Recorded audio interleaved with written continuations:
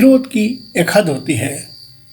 प्रधानमंत्री नरेंद्र मोदी की नियंत्रण रेखा की यात्रा को संभावित युद्ध का संकेत मान रहे हैं कुछ लोग। वैसे हो अथवा ना हो, पर इस यात्रा से निश्चय ही उनके सैनिकों का हौसला बढ़ा होगा, जो बेहद प्रतिकूल और जटिल परिस्थितियों में देश की सीमाओं की रक्षा के लिए दुर्गम स्थानों पर दिन रात डटे हैं। गत 15 जून को गलवान घाटी में चीनी सैनिकों से हिंसक भिड़ंत में 20 भारतीय सैनिकों की शहादत के बाद बने माहौल से बढ़ता तनाव हर कोई महसूस कर रहा है। सबको मालूम है कि चीन ने एक बार फिर अपने विश्वासघाती चरित्र का ही परिचय दिया था। अतीत से सबक लिए बिना बार बार विश्वासघाती पर विश्वास करना समझदारी नहीं कहा जा सकता। ये सारी बात है, पर क्या हमें इस बात को लेकर नरेंद्र मोदी का विरोध करना चाहिए?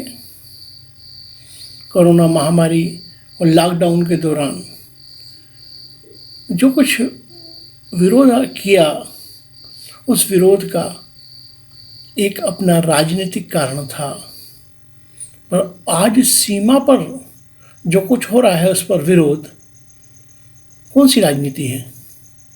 सवाल पूछना लोकतंत्र का बुनियादी अधिकार है, लेकिन हर चीज़ का समय और सीमा होती है। अगर कोरोना से लेकर गलवान घाटी तक हर मुद्दे पर आलोचना का मकसद सिर्फ केंद्र सरकार या स्पष्ट शब्दों में कहें तो नरेंद्र मोदी को खड़गड़े में खड़ा करना रह जाएगा, तब वो प्रासंगिकता खोकर खींच से उपजा अनर्गल प्रलाप रह जाएगा। जबकि ये समय राजनीति का नहीं, राष्ट्रनीति का है। मोदी सरकार और भाजपा भले ही कहे कि लॉकडाउन के समय पर उठाए कदमों से कोरोना संक्रमण नियंत्रित करने में मदद मिली, पर संक्रमितों के आंकड़ों में आए दिन की उछाल का सच तो छिपा नहीं सकते। जाहिर है, परिस्थितियों के आकलन और उसके निपटने की रणनीति बनाने में सरकार से चूक हुई, पर ये समय आरोप प्रत्यारोप का नहीं है। केंद्र से लेकर राज्य सरकारों तक से कब क्या चूक हुई, इसकी जवाबदारी जिम्मेवारी बहस के बाद भी हो सकती है।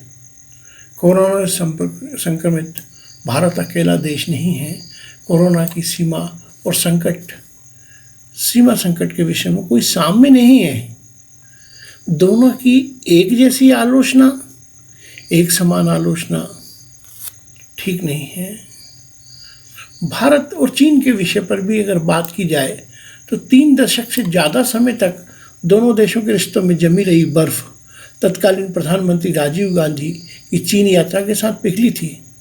तत्कालीन चीनी नेतृत्व देंग शियाओपिंग ने भारत के युवा प्रधानमंत्री का गर्मजोशी से स्वागत करते हुए दोनों देशों में नए अध्याय की उम्मीद जताई थी। उसके बाद ही सीमा विवाद निपटारे के लिए टास्क फोर्स बनी, जिनमें बाद में अटल बिहारी वाजपेयी के प्रधानमंत्रित्व काल में विशेष प्रतिनिधि शामिल करने का फैसला भी हुआ। ये गलवान अचानक नहीं हो गया है। अरुणाचल, सिक्किम, यहाँ तक कि उत्तराखंड में भी पिछले कई दशकों में चीनी सेना की नापाक हरकतें जारी हैं। दोनों देशों के बीच होने वाली वार्ताओं में तनाव को कम किया जाता रहा, लेकिन उस प्रक्रिया जिसे अब दिखावा कहना ज़्यादा सही लगता है।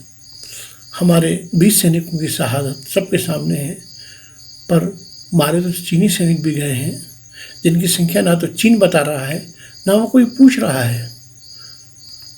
आप तर्क दे सकते हैं कि चीन में तानाशाही है, जबकि भारत में लोकतंत्र। बेशक ये बड़ा बुनियादी फर्क है जो दोनों देशों के चरित्र में साफ नज़र आता है, पर इस संकट काल में राष्ट्र हित में राजनीति नहीं होना चाहिए।